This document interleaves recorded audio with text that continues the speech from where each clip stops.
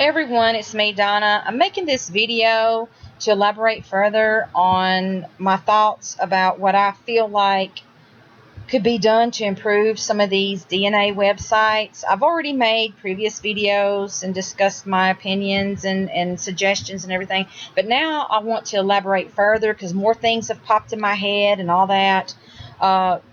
First of all, naturally, I want some of these companies to get better with their ethnicity reports because some of them are leaving things out that I feel like they should be including, because due to that, people like me have went and had to find out the truth the hard way. We've had to go through other companies and everything, and naturally when you go through different companies, this company will say that company will say this, blah blah blah. You get different percentages and all that, and it's where you kind of have to create like a collective. You kind of have to say, okay, I do have this because this reports it, that reports it, but it keeps showing up. So you kind of, that's how you kind of get, down to some level of truth as to what's really there. But what irritates me is these companies that don't report it at all, or they don't report anything below 2%, or what they deem as 2%, even though it might actually be 5 or 10%. But due to their algorithms and their reference panels, which are all different, each company's different, they decided that it's below 2% or 1% or whatever, so they're not going to include it. I disagree with that. I think they should report everything that they find that's able to be put in a percentage.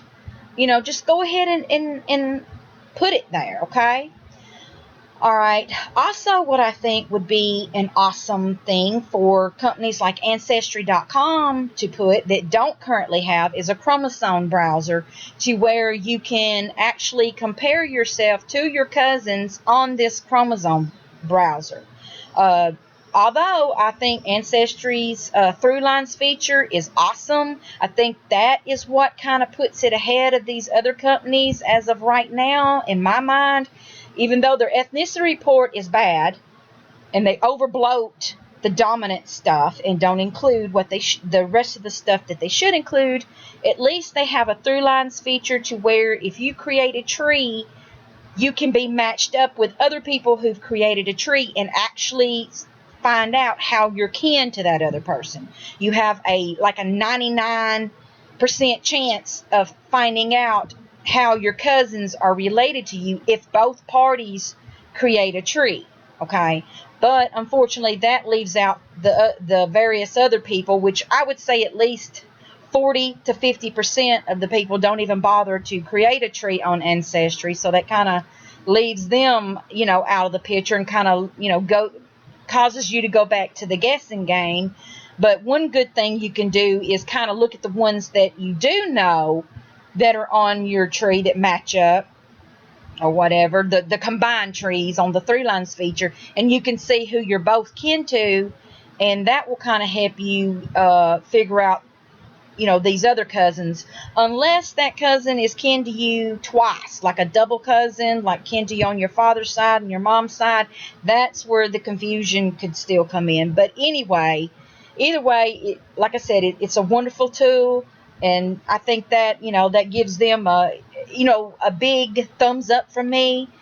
So if you're looking just to, to figure out like who you're kin to, maybe your biological family or whatever, Ancestry, in my opinion, is the best place to go. But if you're actually looking for ethnicity, finding out, what you're really made of, I would suggest some other company, maybe Helix, or which even 23 is better than Ancestry on some things, because it actually picked up like my African and my Iberian, which includes my Portuguese and Spanish and all that. Like, it picked up that extra stuff that Ancestry didn't even bother to include. So I give them a thumbs up on that part, but still they're lacking a lot too, because they did not include my Native American, which I definitely have. And they didn't include this other stuff. And so, I think they need to improve on that as well. Okay.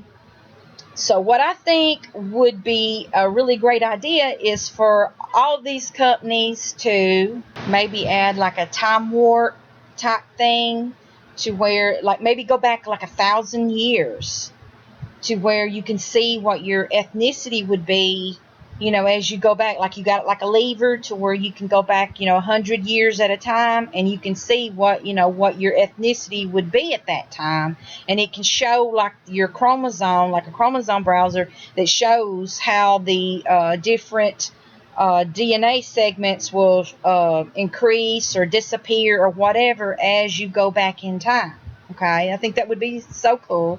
Also, if they could do a thing to where like they have like an avatar, and that avatar, the skin tone will change as well as the clothing could change as you go back in time. It can show you, an estimate of what it believes you would, your body would look like, at least with as far. I know that the avatar won't look exactly like you, but as far as the skin tone and the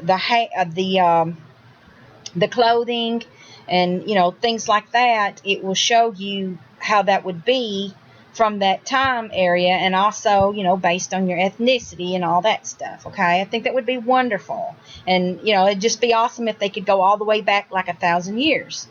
Okay.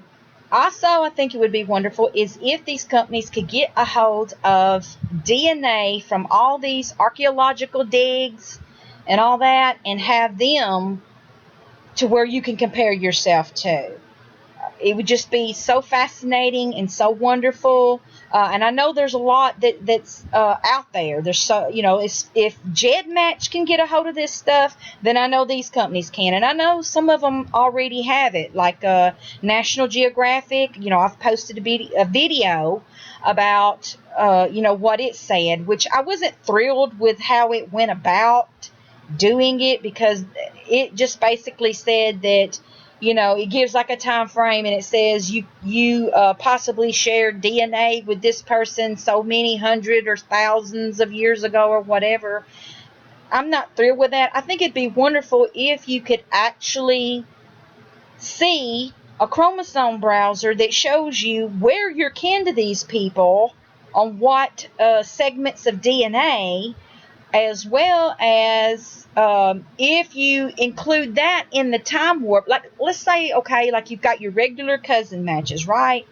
All right, they could be put in this time warp feature, to where as you go back in time, naturally cousins are going to drop off and new cousins are going to be added on, because of the different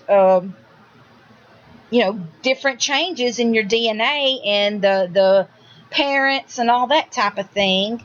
So it would be neat to see what that would look like. Let's just say there's people on Ancestry.com that are like your 12th cousins, and yet you don't see it right now, but if you do the time warp thing, you would be able to see them, and you could see to where, let's say like back in 1600s, you would probably be kin to this person. Do you see what I'm saying? I think that would be so cool if you could do that, and also include these ancient remains, the DNA from that, in this time warp, to where you can see as you go back in time maybe which ancient person you would be most kin to, due to the fact of whoever came in the picture at that time, whoever linked. Like, let's just say like you're like back in 1700, you had a great grandparent that had a connection to King Tut or something like that, and that at that time frame, that's when that person came in the picture. Do you see what I'm saying? It could make that connection. I just think that would be so awesome and so really, really fascinating to be able to do that. Okay. And also, I think it would be neat also to include in this like ancient stuff, to include members of the royal family. Like I mentioned, as far as the National Geographic, it did include some royal people, in my thing, but I didn't like the way that it was done, and I think it would just be neat to be able to actually compare my DNA browser to another person, another royal person's DNA, their DNA browser or whatever. And especially if it's in, like the line that I believe that I'm from, that I'm connected to, and that would be the Plantagenets. Hamlin Plantagenet and King Henry the First and all that. I think it would be wonderful if they could get a hold of those people's DNA if they haven't already. And I'm sure on some level they've gotten some people within the mix to where if they can't actually get them, then maybe a cousin or whatever, maybe they've gotten a hold of their DNA or whatever. But either way, whatever royal people they can get a hold of, their DNA, put that on their site to where you can compare yourself to. I just think that would be so wonderful and so fascinating. So yeah, I think that these companies should include these things if they want to make it more interesting. And also, okay, maybe if they want to put the really good stuff in the paid subscription part, they could at least give us free folks, or I won't really say free because you're paying, for your kit and everything.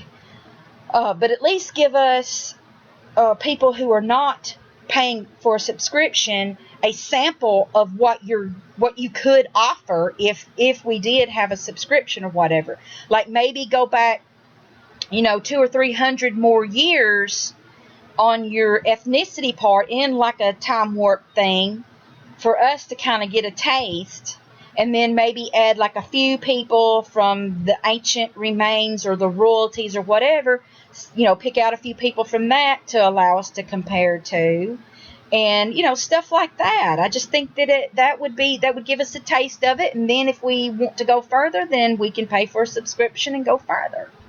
So yeah, I mean, what do you guys think? Do you think that's a good idea? If so, let me know. Talk to y'all later. Bye.